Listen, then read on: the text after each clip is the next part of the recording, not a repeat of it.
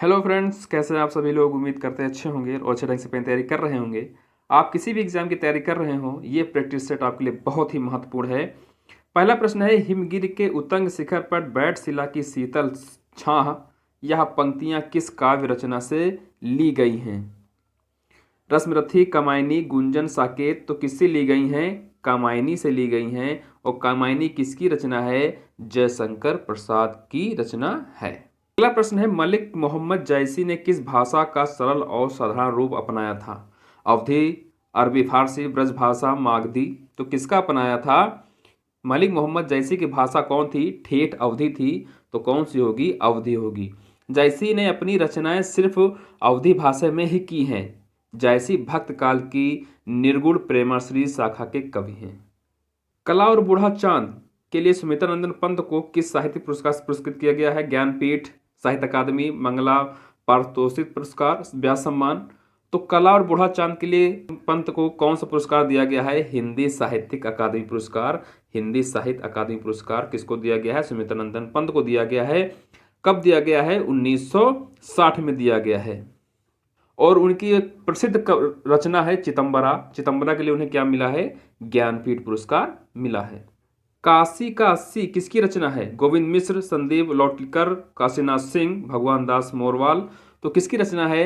काशी का अस्सी काशीनाथ सिंह की प्रसिद्ध उपन्यास है। किसका है?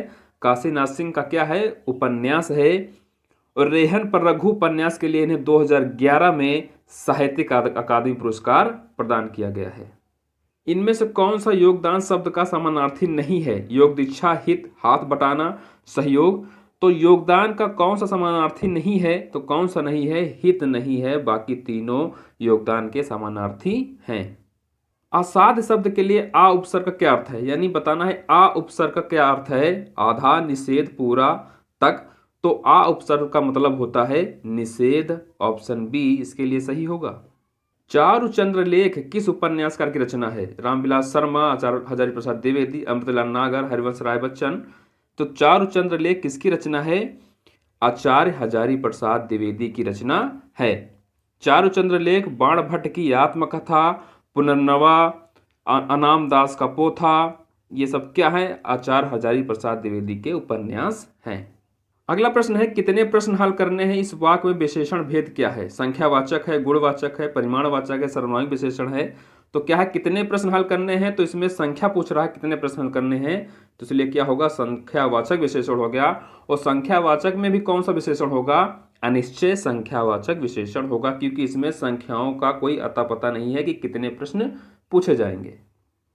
टेढ़े मेढ़े रास्ते, अपने खिलौने, भूले बिसरे चित्र उपन्यास किस साहित्यकार की रचना है?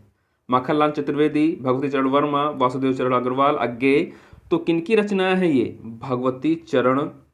भगवती चरण वर्मा की ये क्या है? उपन्यास हैं। अगला प्रश्न है, अखियां हर दर्शन की भूखी इस पंक्तियों में कौन सा अलंकार है? वक्रोक्ति, उपमा, मानवीकरण, रूपक। तो अखियां हर दर्शन की भूखी, भूख किन्हें लगता है? भूख किन्हें लगता है? इंसान को लगता है, आंखों को भूख नहीं लगता है। तो इसलिए क्या किया गया यहाँ पर? प्रकृति यानी आंखों को क्या कहा गया है? मनुष्य के समान प्रकट किया गया है। तो यहाँ पे क्या होगा? मानवीकरण अलंकार होगा।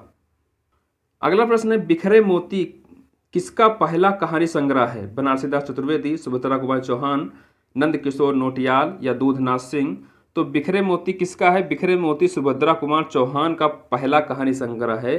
किसका है? सुभद्रा कुमारी चौहान का। आविर्भाव का समानार्थी क्या है? विश्लेषण, रूपगत, संप्रदाय, अवतरण। तो आविर्भाव का समानार्थी क्या है? अवतरण है। ऑप्शन डी सही होगा।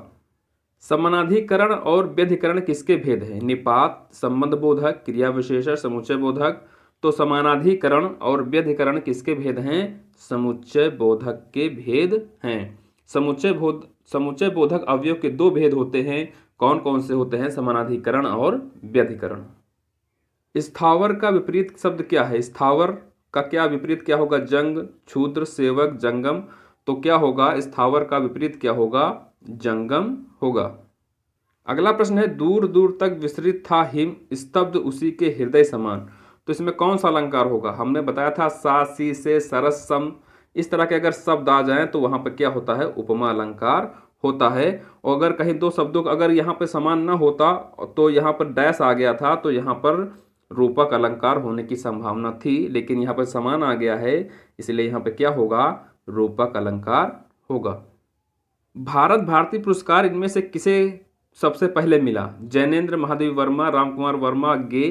तो भारत भारती पुरस्कार सबसे पहले मिला था महादेवी वर्मा को मिला था, और ये कब मिला था? 1982 में इन्हें भारत भारती पुरस्कार मिला था। बाकी तीनों जैनेन्द्र कुमार, रामकुमार वर्मा और अज्ञे को भारत भारती पुरस्कार नहीं मिला है।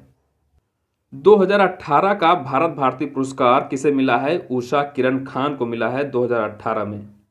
अगला है आषाढ़ का एक दिन किसकी रचना है? नरेश मेहता, शंकर शेष, निर्मल वर्मा, मोहन राकेश। तो आषाढ़ का एक दिन किसकी रचना है? मोहन राकेश की रचना है। ये मोहन राकेश का क्या है? नाटक है, और यह कालिदास के काल्पनिक जीवन वृत्त पर आधारित है। इसमें किसकी चर्चा की गई है? कालिदास के बारे में इसमें चर्चा की गई है। तुलसी द्वारा रचित रामचरितमानस में कुल कितने कांड हैं? 7, 12, 5, 8। तो कितने कांड हैं? 7 कांड हैं। कौन कौन से कांड हैं? 7 कांड कौन कौन से हैं? बाल कांड, अयोध्या कांड, अरण्य कांड, किष्किंधा कांड, सुंदर कांड, लंका कांड और उत्तर कांड। हड़ौती बोली कहाँ बोली जाती है? उत्तर प्रदेश, हरियाणा, राजस्थान, मध्य प्रदेश। तो हड़ौती बोली कहाँ बोली जाती है? हड़ौती बोली राजस्थान के कोटा, बूंदी तथा चित्तौड़गढ़ में बोली जाती है। कहाँ बोली जाती है? राजस्थान के कहाँ बोली जाती है? कोटा, बूंदी तथा चित्तौड़गढ़ जिले में बोली जाती है। साहित्यिक अकादमी पुरस्कार 2016 में नासिरा शर्मा को किस उपन्यास के लिए पुरस्कृत किया गया है? अक्षयवट, कागज की नाव, अजनबी, जंजीरा, पारिजात। तो किसे नासिरा शर्मा किस उपन्यास के लिए इन्हें दिया गया है?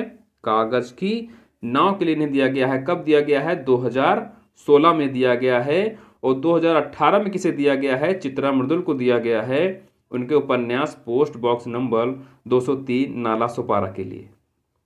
क्रिया विशेषण कितने भेद होते हैं? 4, 3, 6, 5। तो क्रिया विशेषण कितने भाग होते हैं? 4, 2, 6, 5 में कितने होते हैं? 4 होते हैं। क्रिया विशेषण कितने भेद होते हैं? 4 होते हैं। कौन कौन से? स्थानवाचक, कालवाचक, रीतिवाचक और परिमाणवाचक। अगर ये पूछ लेता है रूप के अनुसार, अभी हमसे पूछा था अर्थ के अनुसार क्रिया विशेषण के 4 भेद होते हैं, स्थानवाचक, कालवाचक, रीतिवाचक, परिमाणवाचक। और रूप के अनुसार क्रिया विशेषण के 3 भेद होते हैं, मूल, यौगिक और स्थानीय।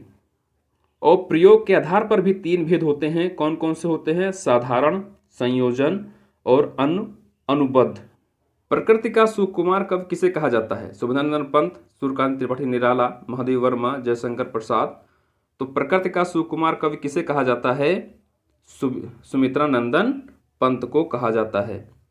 ये थे महत्वपूर्ण प्रश्न। ये वीडियो कैसा लगा हमें कमेंट जरूर बताइएगा। अगर आप चैनल पर नए हैं तो चैनल को सब्सक्राइब कर लीजिए। धन्यवाद।